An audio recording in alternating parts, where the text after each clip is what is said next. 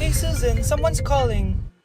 Hello anak, kamusta na kayo dyan? Padala ka ng 10,000 ha? Dahil wala na kaming baon ng mga kapatid ko. Anak, pasensya ka na, di mo na ako makakapagpadala ngayon. Di ba pumunta ka dyan para sa amin? Wala ka naman palang kwenta eh. Sige anak, gagawin ko ng paraan ha. Di na muna siguro ako bibili ng gamot para may maipadala ako.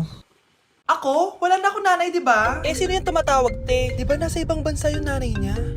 Ano naman gusto mo? Hello anak, buti naman sinagot mo na. Nagpadala pala ako sa inyo ng mga kapatid mo. Baon niyo yun tapos pampagawa na rin ng bahay. Okay. Ikaw na bahala dun ha. I love you. So ayun na nga. Hello Mars? Mars, alam mo ba, yung anak mo, lasing umuwi kagabi. May kasama pang lalaki. Baka ibang babae yun Mars ha. Hindi naman ganun yung anak ko. Sure ka ba talaga, Mars, na yung mga perang pinapadala mo napupunta talaga sa baon at bahay nyo? O ano? Nakapagpadala ka na ba ng pera? Oo anak, nagpadala na ako kanina. Dagdagan mo ha, marami kaming bayarin ngayon. Anak, matanong ko lang, saan mo ginagastos yung mga pinapadala ko? Babe, ano ba? Oh babe, shot ka pa. Ano to, Scarlett, ha? Dito lang ba napupunta yung mga pinapadala ko sa'yo, ha? Mga alak at vape na yan? Ba't umuwi ka pa? Nagpakahirap ako sa ibang bansa para sa inyo ng mga kapatid mo. Simula nung iniwan mo kami, wala na kaming nanay. Sa tingin mo ginusto ko to, ha? Wala akong choice, Scarlett. Ginawa ko to para sa inyo ng kapatid mo. Sa tingin mo ba ginusto namin na umalis ka? Nasanay kami na wala ka. Kaya okay kami kahit mawala ka. Nay! Una na kami, Scarlett, ha? Salamat po sa pagpunta. Oh, Scarlett, pinapabigay yan ng nanay mo bago siya mamatay. Ang laki nito, tita. Inipon ng nanay mo yan para sa inyo ng mga kapatid mo. Sana gamitin mo ng maayos. Kahit wala ka na, hindi mo pa rin kami pinapabayaan. Salamat, Nay. Sana yan ang makakapagpabago sa'yo, anak. Balang araw, babalikan din kita. Anak, kain ka na oh. Darating yung mga kaibigan ko, ha? Wag na wag mo ako ipapahiya. Sige anak. Andyan na sila. Oo, tapos nakita kami ng ex ko, di ba? Kayo pala yung mga kaibigan ni Scarlett. Gutom ba kayo? May pagkain dito ah. Ang pangit pala ng mama ni Scarlett, no? Isa lang yung mata. Huy, grabe ka naman. Naya na ba? Di ba sabi ko sa'yo, wag mo ako ipapahiya? Kainis. Umalis ka nga dito, huwag kita makita. Sorry anak. Tara na nga, labas na nga lang tayo. May panira dito eh. Tara. Anak, sandali. Anak, Scarlett, graduation mo pala bukas? O tapos? Si nanay ba yung aakyat sa stage? Ay hindi! Si tita na lang isasama ko. Papahiya mo lang ako eh. Buti pa si tita, kompleto yung mata. Sige. Proud ako sa'yo anak ha. Kainis! Bakit kasi isa lang yung mata mo? Balang araw, anak, malalaman mo rin kung bakit. Diyan ka na nga, marami pa akong gagawin. Ano bang ginagawa natin sa hospital, tita? Sumama ka na lang Scarlett. May kailangan ka malaman. Scarlett? Ikaw yung anak ni Susan, right? Oo, Doc. Ako nga si Scarlett. Ba't kilala mo ko? Oh yes, I remember. Ikaw yung batang na-aksidente dati, yung nabulag yung kaliwang mata.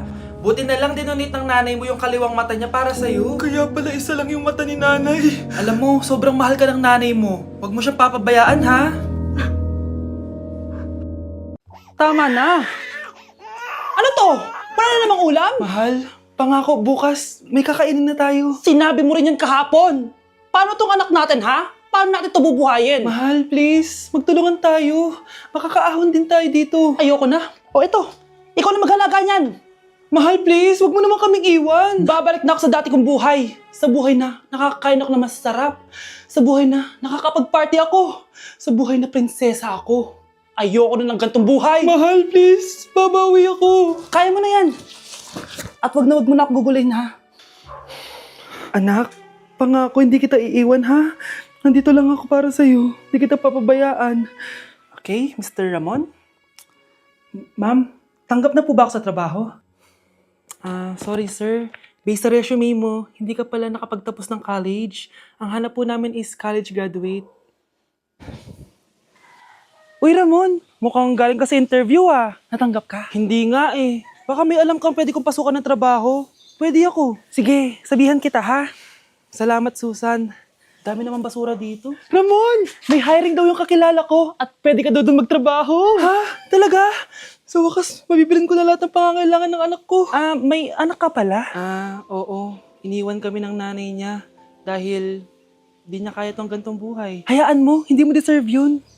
Wow, ang bilis. May pumalit na agad sa akin.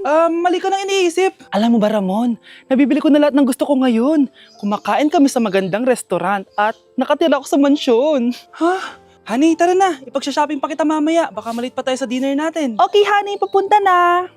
At ikaw, babae ka. Kung ayaw mo masira ang buhay mo, layuan mo yung lalaking yan.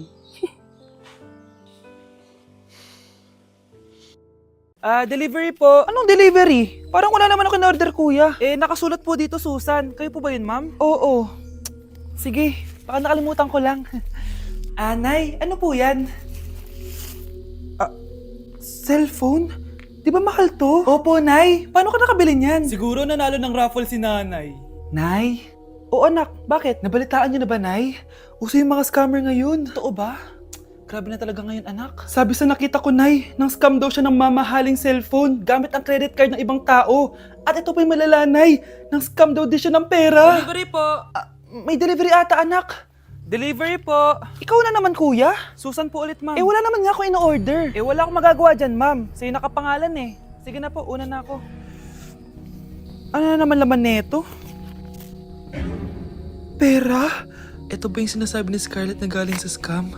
Pero bakit sa akin nakapangalan? Anong gagawin ko dito? Hindi naman ako yung scammer. Nay, may naghahanap po sa inyo sa labas. Anak! Sige, pupunta na ako.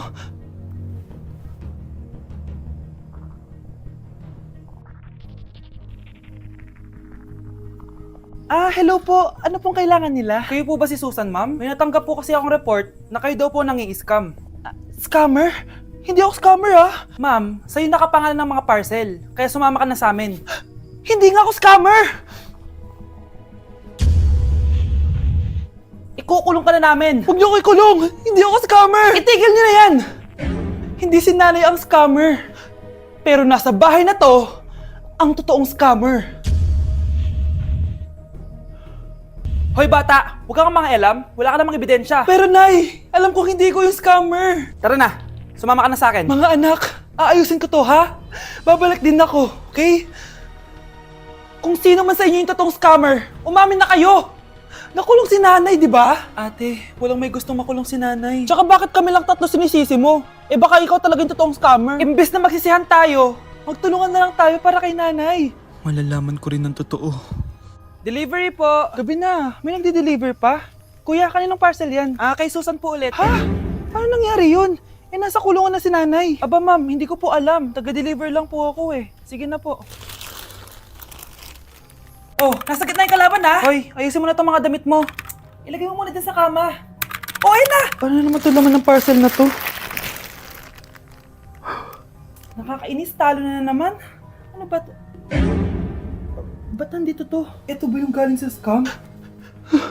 Sabi ko na nga ba, ikaw yung scammer! Ate, hindi ako yung scammer. May parcel na dumating at nakapangalan kay nanay. Di ba pang computer to? Ikaw lang naman mahilig mag-computer dito Ano na namang scam ang ginawa mo? Pasalamat ka, minor de edad ka pa. Bawal ka pa makulong. Pasensya na sa ginawa ng anak ko. Pagsasabihan ko to. Basta wag na uulitin ha. Ako na magbibigay sa mga may-ari neto. Sige na. Ang galing mo talaga. Ito, sino to cellphone? Akin tong pera. Mas kailangan ko to. Galingan mo pang mang-scam para mas marami tayong makuha. Bahala sa'yo. Makakaasa ka. Gagalingan ko pa.